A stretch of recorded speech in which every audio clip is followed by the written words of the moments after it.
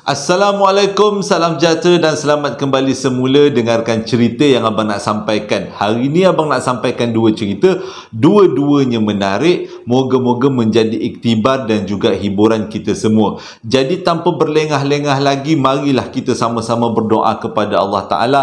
Moga Allah panjangkan umur kita, berikan kesihatan yang baik kepada kita semua, berikan kemudahan dalam setiap perkara yang kita lakukan, berikan rezeki yang melimpah ruah untuk kita semua dan menganugerahkan syurga buat mak ayah kita. Amin ya rabbal alamin. Sebenarnya hari ini adalah hari jadi abang. Hari jadi yang ke dah 40 lebih lah. Wah, dah tua lah. Tua, bujang, sedih lah itu. Tapi bersyukur abang diberikan kesihatan yang baik, umur yang panjang. Alhamdulillah, moga-moga lah kita umur-umur macam ni mendapat berkat daripada Allah Ta'ala, kan ada masuk-masuk macam nak ceramah agama. Jadi jom kita teruskan dengan cerita yang pertama. Cerita yang pertama ni disampaikan oleh seorang lelaki namanya Wafi, tapi dia minta dekat abang gunakan nama kecil sebab dia berbadan kecil. Dan kecil ni sebenarnya adalah seorang atlet Malaysia yang pernah menang pingat emas sukan Commonwealth. Tapi abang tak boleh nak bagi tahu pingat emas acara apa, tapi pada tahun 2018. Inilah pertama kali abang dapat cerita daripada atlet Malaysia. Dan abang selama ni bercita-cita sangat, bukan nak jadi atlet, tapi nak bercakap dengan pemenang-pemenang pingat emas. Dan tiba-tiba abang dapat bercakap dengan orang yang menang pingat emas Commonwealth pula tu. Ya Allah, dia punya rasa bangganya. Okey, tapi di sebalik pingat emas yang dia menang tu, dia mengalami beberapa peristiwa yang pelik yang dituduh orang lain yang mungkin jadi disebabkan benda lain. Cerita dia macam ni.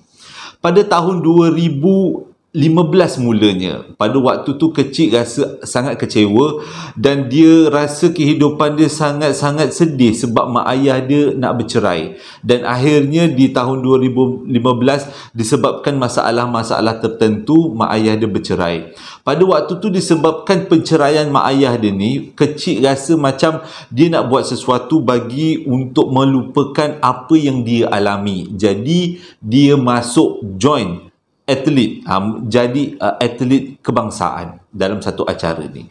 Jadi dia kata melalui atlet ini dia melupakan perkara-perkara sedih dalam hidup dia, dan mungkin memang rezeki dia dekat situ. Dia sebenarnya seorang askar, tapi disebabkan dia sangat bagus, potensinya sangat menyerlah luar biasa dalam sukan ini, dia dapat mewakili Malaysia dalam sukan Olimpik pada tahun Commonwealth pada tahun 2018.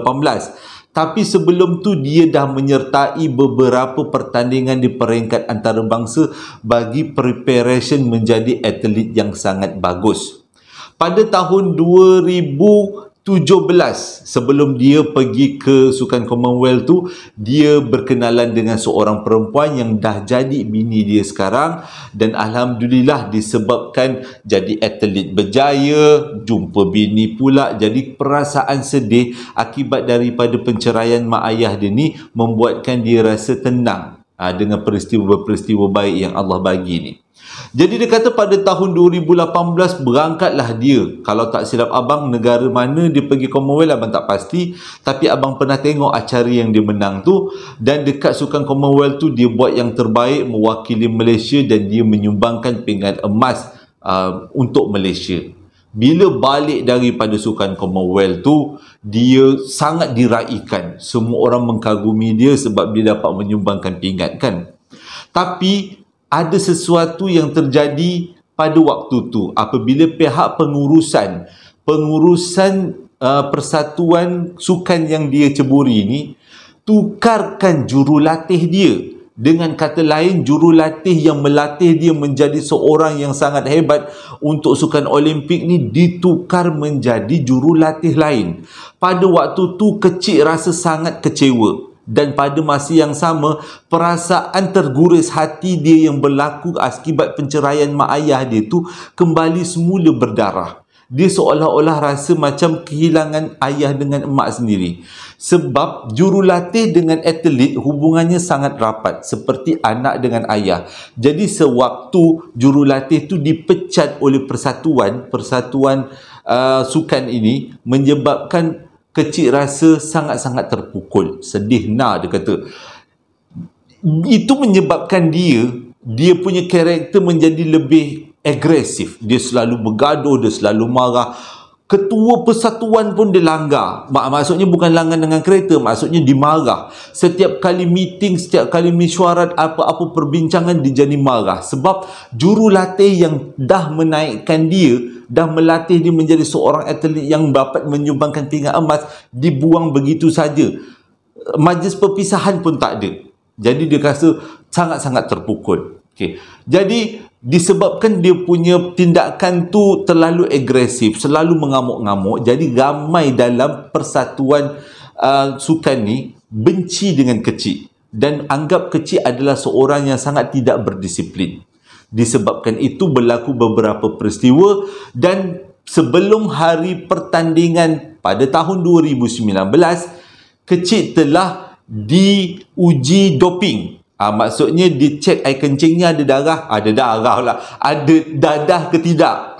Tapi pada waktu doping test tu, kecil kantoi. Dalam darah dia, air kencing dia ada dadah.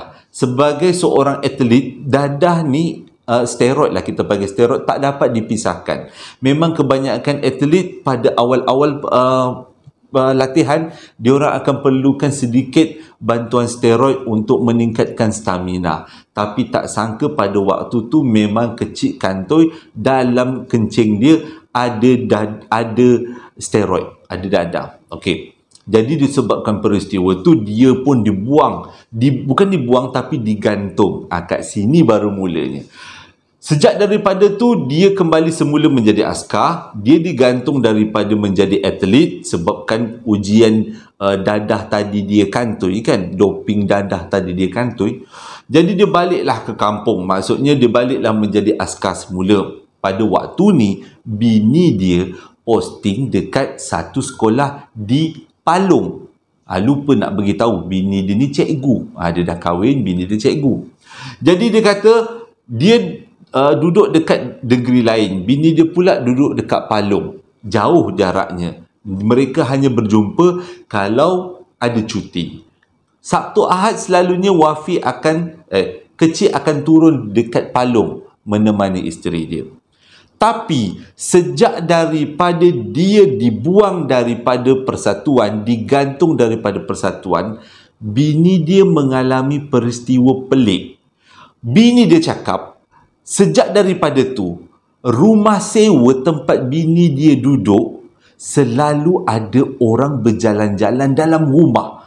Pada masa yang sama, tengah-tengah malam, pukul 3 pagi, pukul 4 pagi, ada orang ketuk pintu. Pintu depan, kadang-kadang pintu bilik.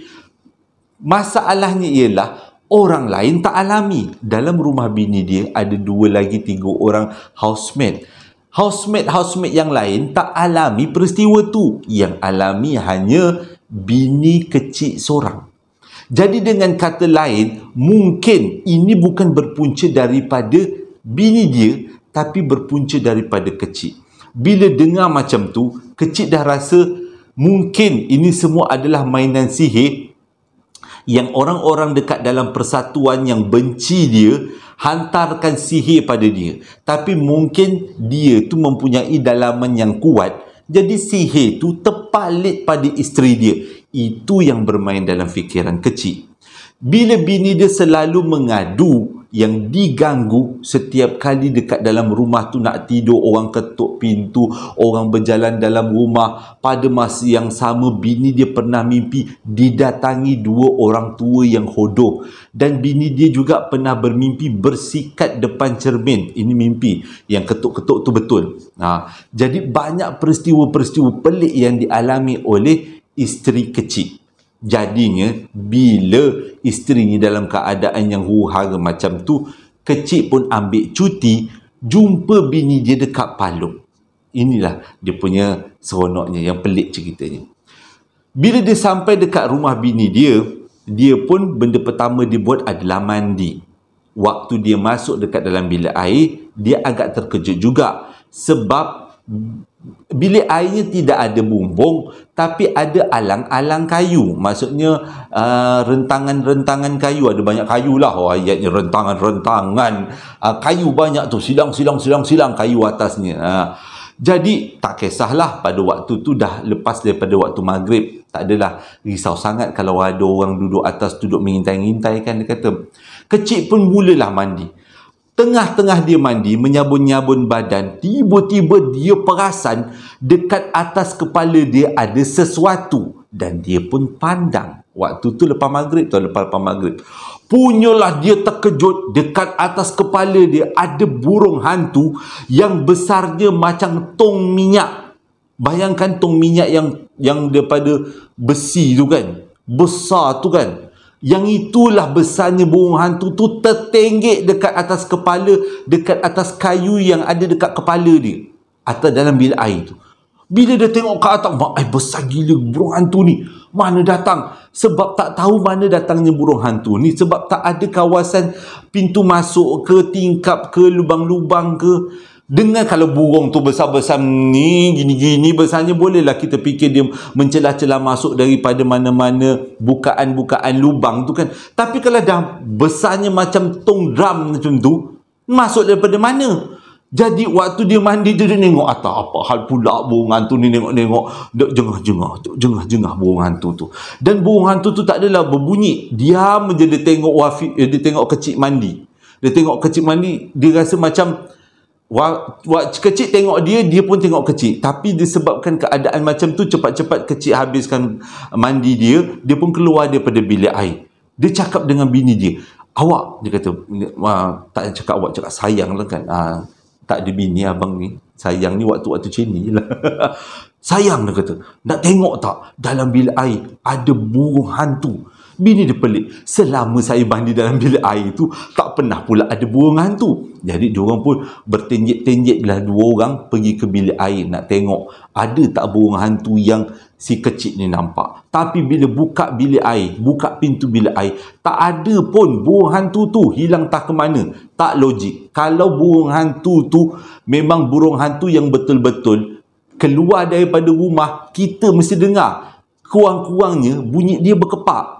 Tak payahlah dia bunyi dia mematuk-matuk, tak payah. Bunyi berkepak aja kita tahu itu burung sudah keluar. Tapi tak dengar pula. Bila dia ajak bini tengok sama-sama, burung hantu tak ada. Pelik, dia kata. Jadi dia kata waktu tu dia dah rasa tak sedap hati. Bini dia kena ganggu. Orang ketuk pintu lah, orang berjalan-jalan dalam rumah lah. Lepas tu pula ada burung hantu dekat dalam rumah. Jadi malam tu kecil tidur macam biasa. Tapi tak pula ada gangguan seperti mana yang bini dia cakap. Bini dia kata ada gangguan kan, tak ada malam tu. Orang ketuk tak ada, orang berjalan tak ada. Cuma kecil mengalami burung hantu tu. Dia nampak burung hantu tertenggek kat kepala dia. Jadi selepas habis bercuti, sepanjang duduk kat situ memang tak adalah, itu je lah sekali dia nampak burung hantu, lain-lain gangguan tak ada. Jadi bila dah habis cuti, kecil pun baliklah ke kem askar dia balik. Dan selepas kecil balik ke kem askar dia balik, banyak pula gangguan-gangguan yang dialami oleh bini dia. Macam-macam. Termasuklah ketuk pintu, orang berjalan dalam rumah, macam biasa. Berlaku setiap malam. Boleh kata setiap malam. Jadi daripada takut jadi tak takut bila gangguan macam tu. Tapi kecil fikir benda ni tak boleh dibiarkan. Benda ni perlu diubati. Jadi pada satu hari, kecil planning dengan bini dia, bercadang-cadang dengan bini dia, jomlah kita balik kampung. Mana tahu dekat kampung nanti kita jumpa pakcik-pakcik yang boleh mengubat.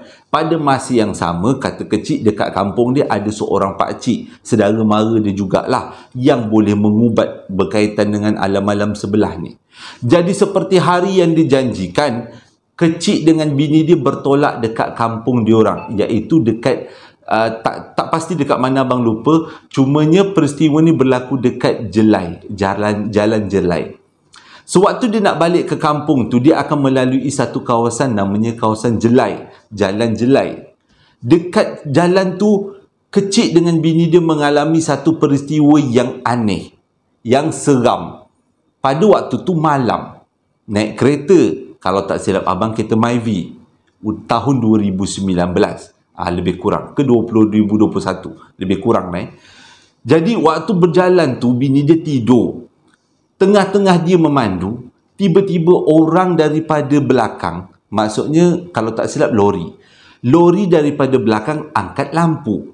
Mula-mula kecil tak hiraukan, tapi bila angkat lampu banyak kali, dah rasa tak sedap. Lepas tu lori daripada belakang potong kereta kecil dan terus berlalu ke depan. Tiba-tiba kereta kedua, kalau tak silap abang, kereta kedua yang duduk dekat belakang kereta kecil pun sama, naikkan lampu. Pada waktu ni kecil cakap, memang sah, atas bumbung aku ni mesti ada benda ni, cuma aku tak beranilah, dia kata, nak tengok sebab kawasan Jelai tu memang berluka kan, banyak pokok-pokok. Jadi lepas dah naik lampu, orang belakang naik lampu tak jalan, orang belakang pun potong. Orang ketiga yang duduk dekat belakang kecil pun sama, nyalakan lampu dan akhirnya potong. Dan orang yang keempat tak jadi potong, dia dah naikkan lampu, tapi kecil tak buat apa-apa dan dia menjauh, memperlahankan kereta dia, menjauhi kereta kecil. Pada waktu tu kecil kata dah 4 kereta, 5 kereta berturut-turut, ada yang tak kena dengan aku punya kereta ni, jadi dia pun menjeling-jeling lah ke belakang. Baru dia perasan dekat tempat duduk belakang ada seseorang yang tengah duduk. Kalau tak silap dia kata yang duduk tu sebenarnya perempuan. Kita faham-faham makcik rockers. Jadi waktu tu kecil cakap dia hanya ingat selawat Nabi. Paling senang, Allahumma salli ala sayyidina Muhammad wa ala sayyidina Muhammad, Allahu akbar, Allahu akbar, Allahu akbar. Memang itu je lah zikir kalau dalam keadaan yang huru-hara kan. Dan keadaan jadi makin kritikal bila benda yang ada dekat belakang tu panjangkan kepala, panjangkan leher. Leher tu dikeluarkan ke tingkap. Pada waktu tu diorang buka tingkap tau, diorang tak tutup tingkap, kata kecil. Jadi benda tu yang ada dekat belakang dipanjangkan lehernya, kepalanya terbang pergi dekat sebelah kepala bini dia. Dan waktu tu boleh bayangkan benda tu keluarkan kepala dan pergi ke tingkat depan. Pada waktu tu kecil cakap, Allah, macam mana pula dia nak beritahu bini dia ni. Kalau dia kejutkan bini dia dan bini dia nampak apa yang berlaku, keadaan akan jadi makin teruk. Jadi dia kata, nak buat macam mana? Dia cuba pasang radio ke ayat-ayat Quran dekat dalam radio, cuba cari tapi tak ada. Dan benda tu masih lagi duduk dekat kepalanya, sebelah kepala isteri dia. Dan dia tak tahu lagi apa yang dia nak buat. Dan tiba-tiba dia teringat idea nak azan. Tiba-tiba dalam keadaan memandu dah berpeluh satu badan, bini tengah tidur, sebelah kepala bini ada kepala perempuan lain, bukan perempuan tapi macam perempuan. Waktu tu kecil cakap dia azan, Allahu Akbar sekuat-kuatnya dalam kereta. Disebabkan azannya yang terlalu kuat menyebabkan bini dia bangun. Tapi sewaktu bini dia bangun, benda tu dah hilang. Dan sepanjang perjalanan sampai ke kampung, memang tak berhenti kecil azan. Tapi selepas benda tu hilang, kecil masih lagi azan, cuma dia slowkan azan dia. Tak adalah dia menjerit azannya. Bila sampai dekat kampung, kecil terus pergi jumpa pakcik yang saudara mara dia yang pandai berubat tu. Bila sampai dekat rumah tu, dia ceritakan apa yang berlaku. Tapi jawapan daripada pakcik tu agak pelik. Iaitu, engkau bukan kena kacau dengan makhluk alam sebelah. Tapi sebenarnya ada seseorang yang hantar sihir pada engkau. Jadi benda ni seolah-olah macam gula getah. Sekali kita dah terpijak, gula getah tu akan ikut kita ke mana-mana kita pergi. Jadi dengan kata lain, yang pertama buangan tu, yang kedua makcik rockers dia ikut. Oh, lupa abang nak cerita. Ini abang tertinggal. Bila si kecil tu balik dekat camp dia, sebelum dia balik kampung tu, waktu dia mandi, tiba-tiba dia dengar ada suara burung hantu. Bila dia buka tingkap, pokok sebelah rumah dia ada burung hantu yang sama ikut daripada rumah bini dia. Itu yang menyebabkan si kecil ni bersungguh-sungguh nak pergi berubat, balik kampung berubat. Dan waktu balik kampung berjumpa pula dengan makcik Rockers, dan akhirnya berjumpa dengan pakcik tukang ubat. Tapi pakcik tu cakap ini adalah bukan alam sebelah duk melintas mendengki macam biasa yang kita dengar, tapi ini adalah orang hantar sebab orang dengki. Jadi waktu tu kecil cakap dia terfikir orang yang hantar sihir pada dia adalah orang-orang daripada persatuan sukan dia. Mungkin orang-orang ni benci sangat dengan dia sampai menghantarkan sihir nak mengucar-ngacirkan keadaan dia.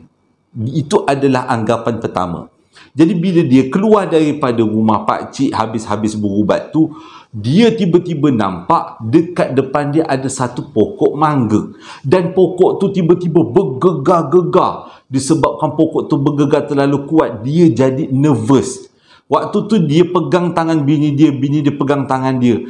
Tapi disebabkan dia terlalu nervous, tiba-tiba dia hilang. Maksudnya ingatan dia hilang. Dia seolah-olah tertidur. Sedar-sedar esok paginya dia dah ada dekat katil dekat rumah mak ayah dia yang tak jauh daripada rumah pakcik tu.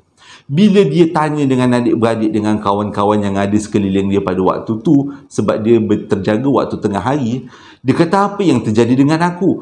Rupanya lepas habis berubat malam tadi, bila kecil nampak pokok mangga bergegar, dia jatuh pengsan. Sebenarnya dia dirasuk. 12 orang lelaki cuba pegang tangan dengan kaki kecil, tapi 12 orang melayang, tercempak-cempak. Tapi mujur benda tu berlaku depan rumah pakcik yang pandai mengubat tu. Jadi pakcik tu boleh buat tawar-tawarkan ubat, akhirnya kecil pun okey dan pengsan semula pun dibawa balik rumah, esok paginya terjaga. Itulah yang adik-beradik dan kawan-kawan dia cerita apa yang terjadi dekat kecil. Semenjak daripada tu keadaan kecil makin teruk, dia makin kurus. Daripada badan atlet yang banyak otot-otot tu semua dia jadi kurus sekeping. Hilang 30 ke 40 kilo. Sempat juga dia cek dekat hospital, ke dia ada benda penyakit-penyakit dalaman ke apa benda ke kan. Tapi pihak hospital cakap dia dalam keadaan yang sihat walafiat, gula okey, jantung okey, darah okey. Dan pihak hospital yang sarankan supaya kecil berubat dari segi ubatan kampung. Dan tak mujur baik juga. Kata kecil keadaan dia makin teruk. Tapi dia kata sekarang ni dia terfikir satu benda. Sebelum dia kahwin dengan bini dia ni, dia berkenalan dengan seorang perempuan. Dan perempuan ini couple baiklah dengan dia. Tapi di akhir cerita, kecil putuskan hubungan dengan perempuan ni sebab perempuan ni mengongkong. Jadi kecil cakap mungkin sihir yang dihantar ni adalah daripada bekas makwa dia, ataupun orang yang daripada persatuan dengki dia, ataupun orang lain-lain yang memang dengki dengan dia sebab keadaan dia makin teruk, makin lemah. Pada satu hari, dia kata keadaan dia dah makin uzur. Dia kata nak pergi kerja pun tak larat. Mujur bini dia, cikgu kan, tak pergi kerja tak larat. Tiba-tiba ada orang datang tawarkan sesuatu, iaitu apa kata kalau kecil bela anak yatim. Ada 4 orang anak yatim daripada keluarga bini dia yang kematian mak ayah. Kematian ayah, maknya ada lagi kematian ayah. Dia kata apa kata kecil engkau bela anak yatim. Mana tahu doa-doa anak yatim ni dikabulkan oleh Allah Ta'ala, engkau sihat, dia kata. Jadi dah tak ada usaha lain, akhirnya kecil pun belalah anak yatim tu. Semakin dia bela anak yatim tu, semakin hari keadaan dia semakin baik. Dia semakin sihat, rezekinya makin bertambah, keadaan ekonomi dia semakin baik. Dan dia rasa macam, ini adalah sesuatu rahmat. Puas dia berubat dengan bomoh, dengan dukun, dengan ustaz, dengan pak syekh mana tak ada satu pun baik. Tapi akhirnya dengan membela anak yatim, akhirnya keadaan kecil semakin baik. Dan sampai sekarang kecil bela anak yatim, keadaan dia makin baik. Dan dia tetap tak tahu kenapa dia boleh sakit, mana datangnya burung hantu tu. Tapi dia kata itulah benda-benda yang berkaitan dengan alam gaib, orang hantar-hantar ni kita tak boleh nak cakap macam mana pun. Bila dah terkena tu terkena juga. Mungkin kadang-kadang orang dengki, Iyalah, banyak kali abang pernah ceritakan, sihir tu bukan susah sangat nak dihantar. Letak tepung dekat tangan, sembuh macam tu pun dah kena. Baca mentera pun dah kena. Jadi mungkinlah ada orang yang dengki dengan kejayaan kecil yang membuatkan dia merana akibat daripada sihir. Tapi Alhamdulillah semuanya kembali dalam keadaan pulih seperti sedia kala selepas kecil bela anak yatim berkatnya. Cerita kedua ni memang tak kurang juga sedapnya. Berlaku pada tahun 2005 dekat Bangi. Disampaikan oleh seorang lelaki yang bernama Syafiq. Lebih kurang je lah. Syafiq cerita pada tahun 2005 dia dapat tawaran melanjutkan pelajaran dekat satu IPTS dekat Bangi. Jadi dia diberikan asrama. Asrama dia pula satu bilik tu ada 3 katil. 3 katil, satu katil double decker, satu katil single. Sebelah bilik dia ada satu bilik air. Sebelah bilik air ada satu bilik lain. Dengan kata lain, 2 bilik berkongsi satu bilik air. Daripada bilik ni boleh tembus ke bilik air, daripada bilik ni boleh tembus ke bilik air. Ada pintu-pintunya. Jadi ceritanya, pada waktu tu, Syafiq cakap dalam bilik tu ada 2 orang sahaja. Dia dengan kawan dia yang bernama Isa. Okay. Seorang lagi tak ada. Jadi dengan kata lain, katil hanya digunakan 2 katil je lah. Tapi bilik sebelah bilik dia yang sebelah tandas tu bukan ada 2, ada seorang je. Namanya Amir. Jadi dengan kata lain, Amir duduk seorang dalam satu bilik, Syafiq duduk dengan Isa. Abang cari Isa. Isa lah dalam satu bilik. Diorang berkongsi bilik air. Ceritanya siapa nama dia? Isa yang budak sebilik dengan Syafiq ni baru berumur awal 20-an lah. Jadi pada waktu tu semangat untuk bercinta tu lain macam. Isa ni bercinta dengan seorang perempuan. Tapi disebabkan dia bercinta tu tak macam mana hubungannya, selalu sangat bergaduh. Yang menjadi mangsa adalah pintu bilik air. Setiap kali dia bergaduh, dia tumbuk pintu bilik air. Setiap kali dia bergaduh, tumbuk pintu bilik air. Terajang pintu bilik air. Mula-mula pintu bilik air tu kelekuk-lekuk sikit, pecah-pecah sikit. Bila dah banyak kali dia tumbuk, dia terajang, dia tumbuk, dia terajang, tumbuk, terajang, pecah pintu tu. Bukanlah pecah keseluruhannya, tapi berlobanglah pintu tu. Bila dah pintu tu berlobang, pandai pula si Isa ni pergi bilik lain. Dia tak nak tidur bilik tu. Dia tak selesa. Dia kata pintu bilik air tu dah berlubang, dah nampak tandas. Lawyer aku nak tidur, dia kata. Jadi dia tinggalkan Syafiq seorang-seorang dalam bilik. Syafiq pun sendiri tak selera tengok pintu bilik air tu dah berlubang. Berlubang bukan kecil, berlubangnya besar. Jadi disebabkan tu dia bertanya dengan kawan dia yang bilik sebelah tu, yang namanya Amir tu. Amir, dia kata, boleh tak aku tidur bilik engkau? Dia kata, aku duduk dengan kau satu bilik. Sebabnya bilik aku, pintu bilik air ni dah pecah. Aku nak tidur dalam tu, bau bilik air tu masuk dalam bilik aku. Dia kata. Jadi Amir cakap, tak apalah, duduklah bilik dia. Jadi sejak daripada tu, Syafiq dengan Amir duduk sebilik. Bilik asal Syafiq kosong. Nak jadi cerita lah, akhirnya mungkin berlaku sesuatu yang kurang baik. Si Amir ni minta Syafiq, kau pindahlah kat bilik kau. Dia kata, aku rasa aku dah tak nak sebilik dengan kau, dah tak ada hati nak sebilik dengan kau. Disebabkan tu Syafiq pun rasa sedih. Dia pun pindahlah ke bilik asal dia. Yang dulunya dia duduk dekat bilik tu dah dikosongkan, hari ni duduk balik. Tapi dia kata, dalam bilik tu kan pintu bilik air dia dah pecah. Dia beli kertas pasir. Kertas pasir lah kan. Kertas pasir pula. Kertas gula yang warna hitam tu. Sugar paper dia kata. Yang warna hitam tu dia lekatkan kertas tu dekat pintu bilik air. Tapi dia kata hanya dapat menutup beberapa bahagian yang berlubang. Berlubangnya banyak.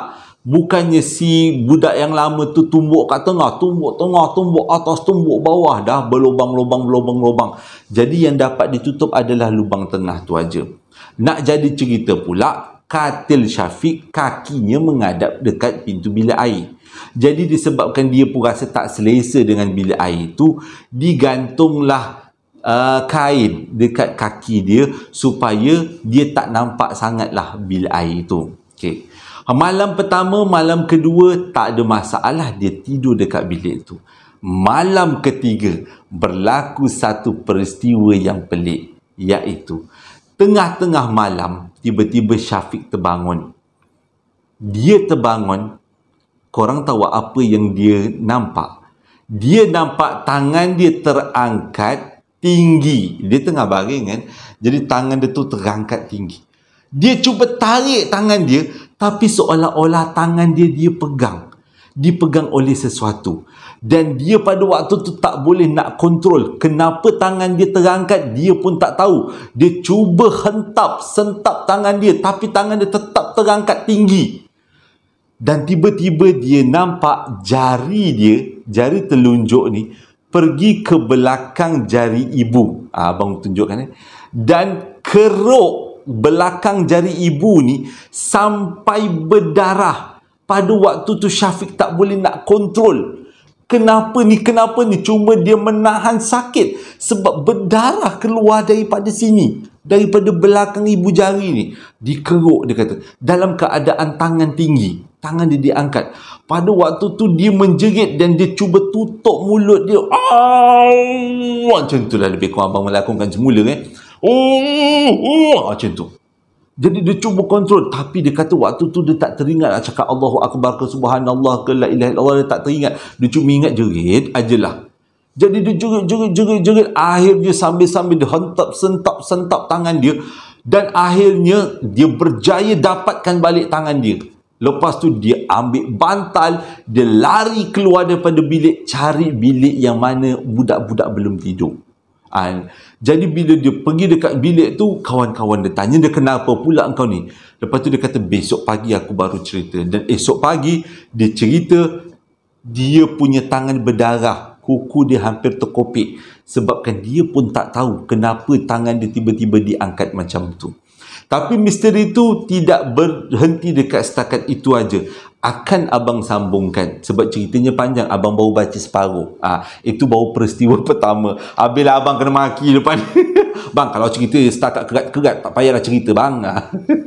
Abang dapat mesej macam tu. Abang bukan macam tu. Sebab ceritanya panjang, abang baru baca separuh ni. Nanti the video akan datang, abang sambung lagi separuh. Okey, jadi ceritanya setakat sampai situ je. Nanti abang sambungkan lagi.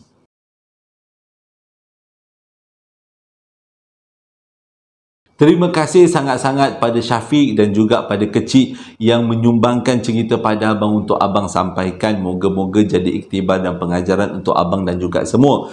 Terima kasih juga pada semua yang dah wish birthday abang. Terima kasih sangat-sangat. Semoga Allah membalas segala ucapan tu dengan rahmat dan keberkatan dunia dan di akhirat. Terima kasih juga pada yang membeli sambal lara dan juga perapan sate. Jangan lupa nanti abang nak buat promosi sambal lara nanti. Beli 2, beli 3 dapat murah sikit. Terima kasih sangat-sangat sekali lagi. Hingga berjumpa lagi dalam 2 hari akan datang. Assalamualaikum warahmatullahi wabarakatuh.